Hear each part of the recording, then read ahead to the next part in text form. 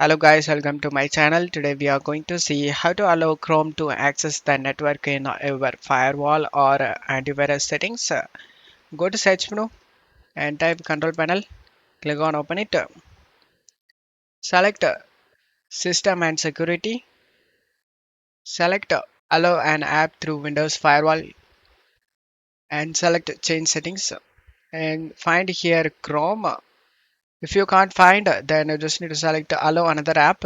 Select the browse option and you just need to go to C drive, program files, double click on the Google folder, double click on Chrome folder, double click on application, select the Chrome application and select open option and select add.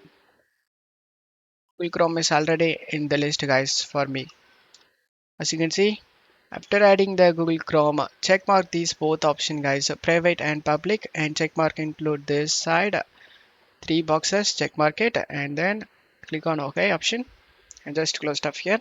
And go to search menu and type Windows security, click on open it, select virus and threat protection and select manage settings, and you just need to scroll down and select add or remove exclusions and select yes, and select add an exclusion and select folder, and you just need to go to C drive, program files, Google, select the Chrome and select folder option, and now the Chrome path has been added to this list. And now just to close stuff here, and the final step you just need to go to search menu and type control panel, click on open it and view by set to category and select uninstall a program and find any third party antivirus you have been installed like Avast or Kaspersky etc.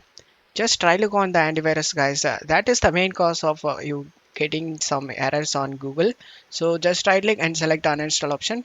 After following these steps your problem should be fixed guys. Don't forget to leave a like guys. Thank you.